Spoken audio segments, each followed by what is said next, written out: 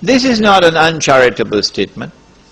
This is not a declaration of any war, it's just a factual statement. And when you compound that by declaring that Umar radiallahu ta'ala anhu was a usurper, you're misguided. And when you compound that by declaring that Uthman radiallahu ta'ala anhu was a usurper, you are thrice misguided. And so, because of this misguidance that I've just mentioned, this is enough, I don't need to go beyond this. The version of Islam which emerges from our Shia brothers cannot be considered to be completely authentic. Now, and therefore,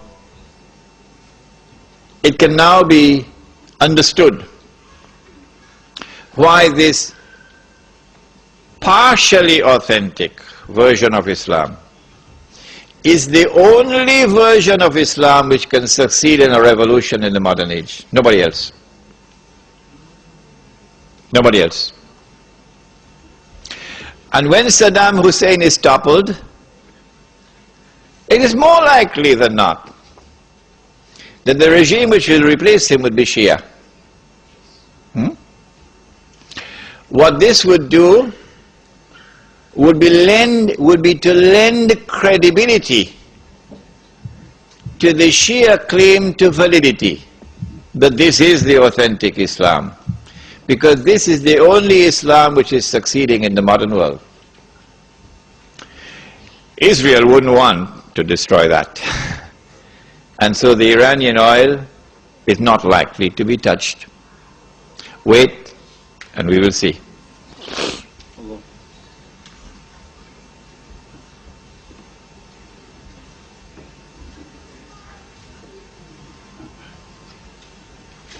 Okay, I just answered this question. You spoke about the forces behind WW2 being the same forces manipulating the Iranian revolution. I just answered this. Why will Iran not be attacked? I just answered this.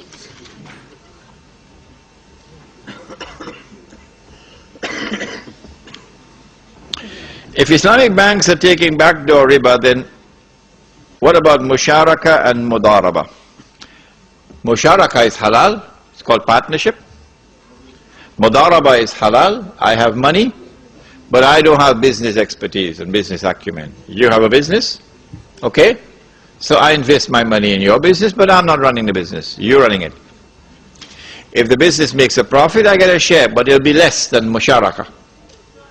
If the business suffers a loss, I share in the loss. This is mudaraba, and this is how a stock market, actually, stock market operates. But this must be a stock market which is free from riba. That stock market is actually the system of mudaraba at the level of a system. What kind of economic activities will there be in the village? Number one, the production of food. I think I spoke about this previously. And this will be the best food which will fetch the highest price, because organically produced food. Whatever surplus production we have, because the village will only consume the food it produces. We ain't eating no supermarket food, that's for Sydney. Okay? The village will consume only the food which it produces. And the reason for this is because of Suratul Kahf. The Suratul Kahf, where the young men were woken up after 300 years, and naturally you'll feel hungry after 300 years, and they sent one of their young men to buy some food, and they said, فَلْيَنْزُرَ أَيُّهَا أَذْكَى تَعَامٍ. So go search for that food which is purest, indicating that food in the age of Dajjal is going to be corrupted. That's it today. So surplus production of food will be marketed. We get an income for that.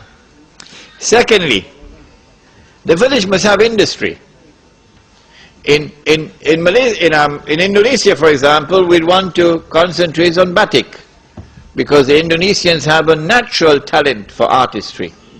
Batik. Where industry needs energy, where are we going to get the energy from? Where are we going to get the energy from? Are we going to depend on the government for energy?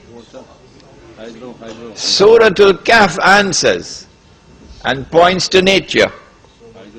Points to nature. Go to nature for energy. In Surah Al-Kahf, which one of nature is pointed out to? Solar energy. وَنُقَلِّبُهُمْ ذَاتَ الْيَمِينِ وَذَاتَ الشِّمَالِ. How is this affected? They're being turned to the left and to the right. How? وَتَرَى الشَّمْسَ إِذَا طَلَعَتْ تَزَاوَرُ عَنْ كَهْفِهِمْ ذَاتَ الْيَمِينِ وَإِذَا غَرَبَتْ تَقْرِضُهُمْ ذَاتَ الشِّمَالِ وَهُمْ فِي فَجْوَةٍ مِّنْهُ.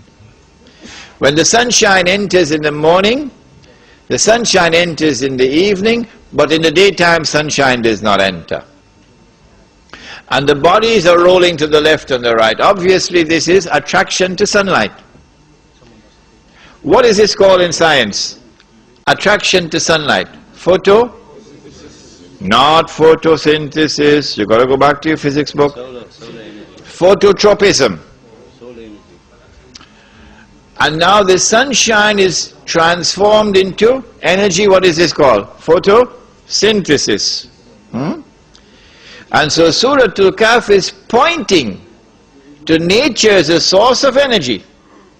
In this case, solar energy. So that you achieve energy independence. You have water independence, you have energy independence. We will want to have industries in the village, because we do not want a village in which all our men folk in the morning they go to work to Sydney, and in the evening they're coming back home. This is not a Muslim village, it's a hotel.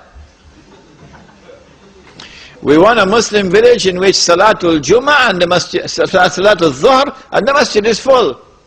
Salatul Asr and the Masjid is full.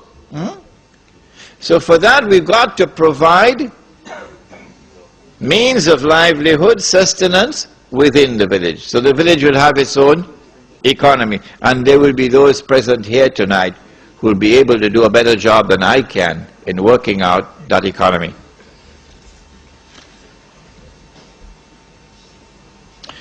Why is Tabligh Dawah less effective than Islamic village Dawah? No. I don't know what is Tabligh Dawah. I know what is Tabligh, it is to reach out. I know what is Dawah, it's to call. I don't know what is Tabligh Dawah. Good. I was talking about those who build a 5-star masjid. Oh yes, 5-star. And calling the people to the masjid. And the masjid is full. But they don't know they built the masjid on a ship that is sinking. And the ship is sinking and they don't know it. And when the ship sinks, they will sink with it.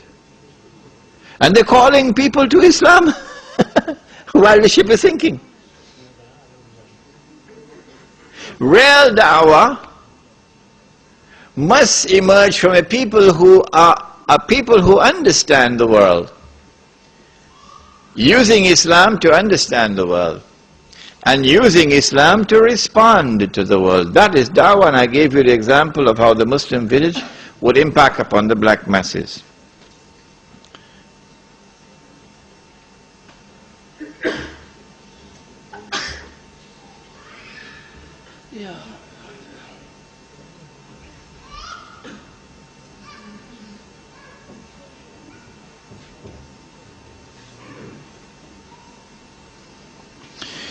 America and Britain are all capitalist states. Policies built upon interests. Regarding Israel, it has always been a tool of the capitalist state. It derives its legitimacy and strength from these states.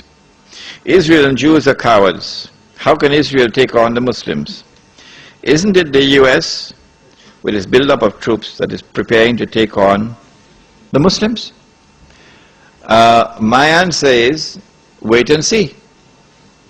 Wait and see. I have used the hadith to describe a reality in which one ruling state is about to give way to another. So my